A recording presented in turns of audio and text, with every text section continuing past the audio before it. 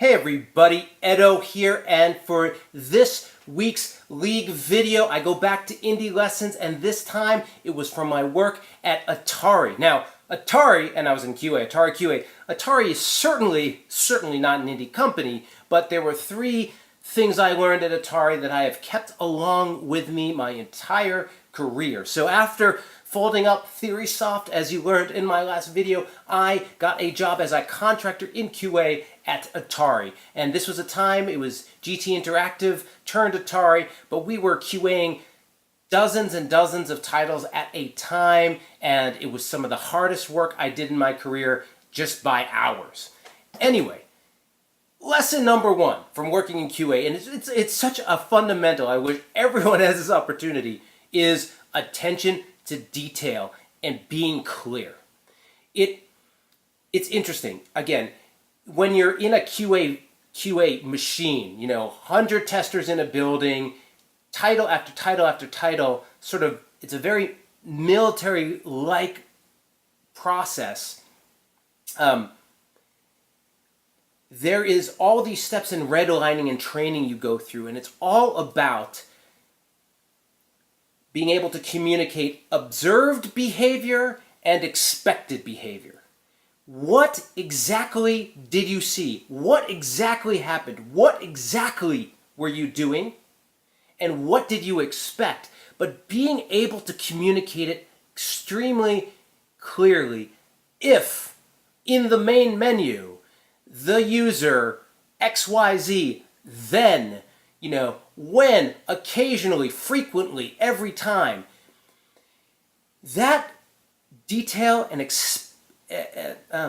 being as explicit as possible, including documents, diagrams, photos, video. Like, that's not just for video games. If you're working with an artist and you want them to fix something, you could explain it, or you could explain it and have an image with a circle around it and a diagram and an arrow.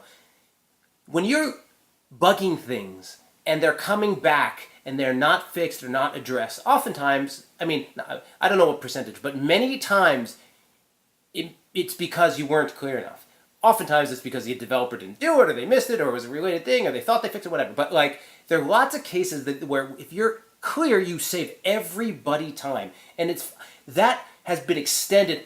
Everything I do in Pencil First Games is off of that. I'm not always perfect about it, but when you can be explicit, when you can be clear in language, when you can diagram and add details, you save time for everybody. You save time through iteration, you save time through miscommunication, you save time through accuracy. It's so important. It's so important. Know what you saw, know how to describe it. Be as clear as humanly possible. That will help you. And again, it doesn't matter if you're an engineer or an artist or a producer or QA or a playtester or a developer, any and all of the above, being precise is super valuable. And for what it's worth, getting trained to do that for years is also super valuable. But if you can't have that training, then perhaps you can just keep it in mind. All right.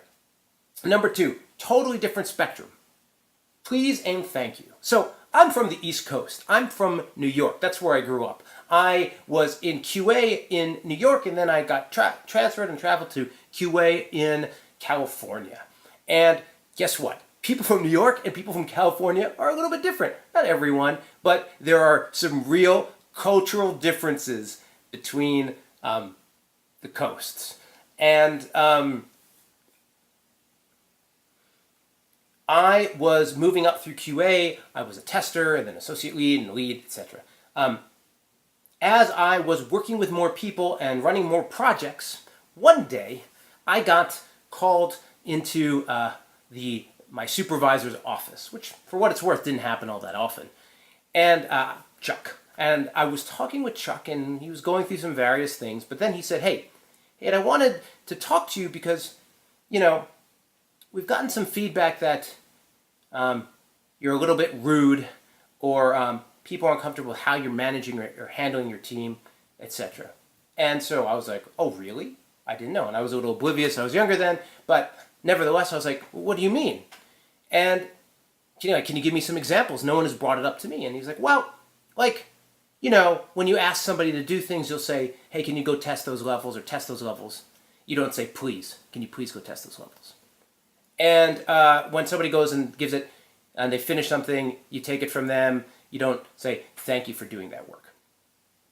Like, my reaction, literally at that time was something like, they're doing their job. Like, why should I say please and thank you?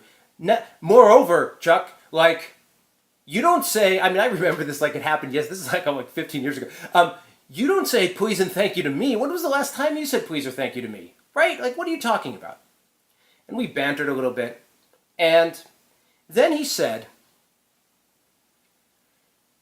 let me phrase it differently, Ed. We're in here because people are complaining about you and how you're managing them or running their team, right? You're in here talking to your boss because of that. And as your boss, what I'm trying to communicate to you, Ed, is there's a real, easy, and simple and preferable way for us to resolve this situation. You can say please and thank you. If you say please and thank you, I don't have this problem, and thereby you don't have this problem, or we don't have this problem. Or you can continue to argue with me and we can figure out other ways to address it, but perhaps saying please and thank you is the easy way to do it. And he was right. Now, here's the interesting part. So, say please and thank you every time. It's really important. I go visit my family back in New York, and no one's saying please and thank you, but I generally started to adopt that behavior. I generally started to say it, be appreciative of people's time and effort and work. And over the years, I did it more and more. And over the years, I began to appreciate the intrinsic and inherent value of being kind and caring of the people you work with, right? There's the perfunctory please and thank you, like you're a little kid, like I tell my kid. But then there's recognizing that when people are involved and engaged, feel appreciated, feel understood, feel listened to, that they're more engaged, more caring, and more passionate about what they're doing. And in fact, by listening, opening your ears, shutting your mouth, and doing all those things, you as a leader are more equipped to deal with problems, more informed, more in line with everything that's going on. And it's crazy valuable. Like, it is way more valuable than just not getting complained about. It has become a fundamental to everything I do. It is so important. I said it in my Care, Don't Care. It's, in the previous video, it's about genuinely understanding and treating people and understanding who they are and making them a part of your life as family and engaging with them.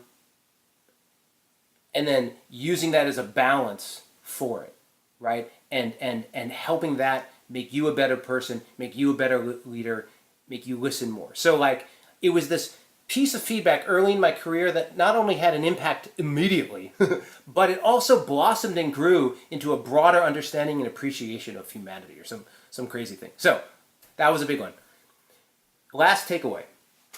I did a lot of work. I wrote a lot of bugs. And when you're bugging, oftentimes, you're like in a QA farm, right? You're not like with the development. This wasn't an embedded team. I did some offsite stuff. But you're bugging, and I was working on this project called Demon Stone, and got to a point where the developer was sort of in good shape, but like essentially the charge on the QA team was like, they think they're done.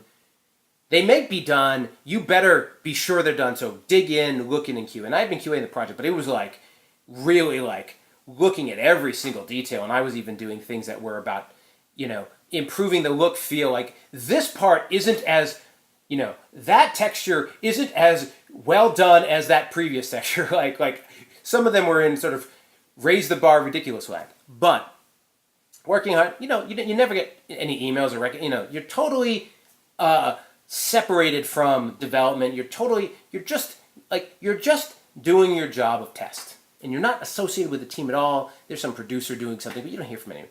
And so the game shipped and all that stuff. And I remember they had a party for Atari and for the company that did it. And the event, and somebody was sick. I don't remember exactly what happened, but somehow I was asked if I wanted to go, or some other people was, and I wasn't on those, but then I went. So, it was like in San Francisco, it was like an event, hadn't really done anything like that, or maybe once. So I said, sure, awesome, let's do it. So I was at the event, and, a little bar and schmoozing, like I've since been at many of these, but we're talking and sort of got that thing where it's a couple of us, and a guy introduces himself from the development team, and, everyone's introducing, and I don't know if it was Chuck or somebody else was like, well, this is, Ed Barrett and John Huckabee, whoever else was on the list. And the guy was like, you're Ed Barrett? And I was like, yeah. Like Ed Barrett, the tester, Ed Barrett. I was like, yeah. He was like, hold on. And he went and got like 3 or 4 people from the development team. And he was like, hey guys, this was Ed. And they were like, we hate you. We love you. We hate you. We love you. Like, you caused us so much stress and development, but ultimately helped us make a better product. It was a really fantastic moment for me, but being a tester, play testing, being a developer, there's all these jobs, text editing, there's all these fringe jobs that are part of development that people don't see, that people don't recognize. This is the unsung heroes in many ways. I talked about graphic design, and I talked about developers in a couple videos ago. But, it really, if you're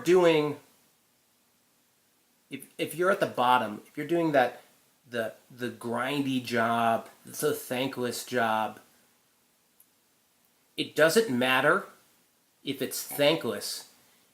That has nothing to do with the value. How you're treated, what you hear, what kind of recognition you get, none of that matters to what it's worth. Of course, this is a story of a moment where there was some recognition, and that was awesome, but really, and it's hard when you're that guy in that, or gal in that job, but really, don't let how you're treated, because, you may be treated great, but sometimes you're not. Don't let how you're treated take away from the value, the add you're doing to the product, to the game, to the fun, to the universe, right? A little job, it doesn't matter if it's little. It makes a difference, it has an impact. So, again, that was another thing that has helped me throughout my career, and I really think at an indie level is something to keep in mind. And also when you're trying out and doing different things and helping other people. Super valuable. So those are the 3 indie lessons from Atari. Thanks a lot.